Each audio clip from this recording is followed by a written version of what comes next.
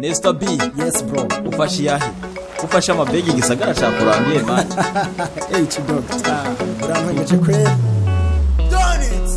Negabiri ndakugire mugenzi aho mbona jewe ndi kurugendo ndiko ndaja kurondera yihuta induga nishikanye kugatumba muri komine yanje y'amavuko yanje abavuka komine twese dukoranira hamwe abayibamo abayifasha bose abayikoreramo inshuti n'abagenzi twicara hamwe n'imboneza zacu zituyagire kahise ka komine yacu tugire hamwe ubuzima bwa komine yacu turabayigeze nico twokora ubu twiginane dusangire ikiyago dusangire urukanywa uko vyari hambere ku munsi umuganuro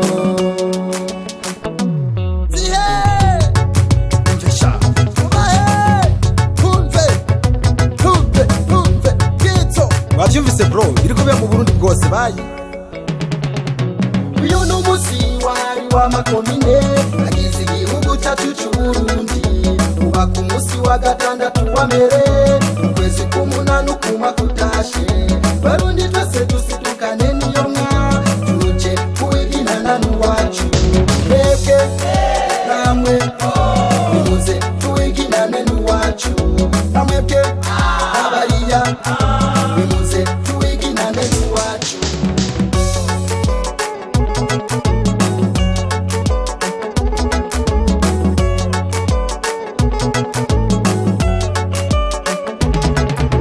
Harundi bavuka komine kuva mu bihumbi 2013 uyu munsi twamatuhimbaza leta y'u Burundi yawudushiriyeho bakaba kajoko gusubira kubonana n'abavuka komine bagiye ahandi abagiye ku buzimu yandi makomine abajabutse imipaka baja mu bindi bihugu abanyeshure biga mu yandi makomine twese turata gusangira n'imiryango gusangira n'ababanyi n'inshuti n'abagenzi kuri uyu musi wa makomine.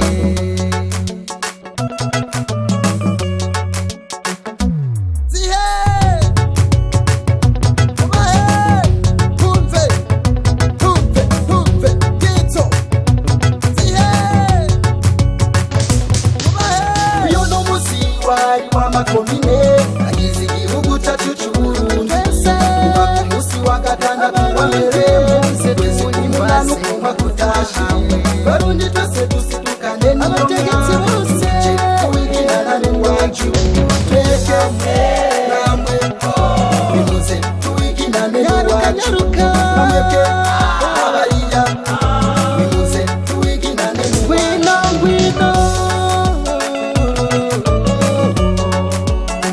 Mr. B no beef. African touch.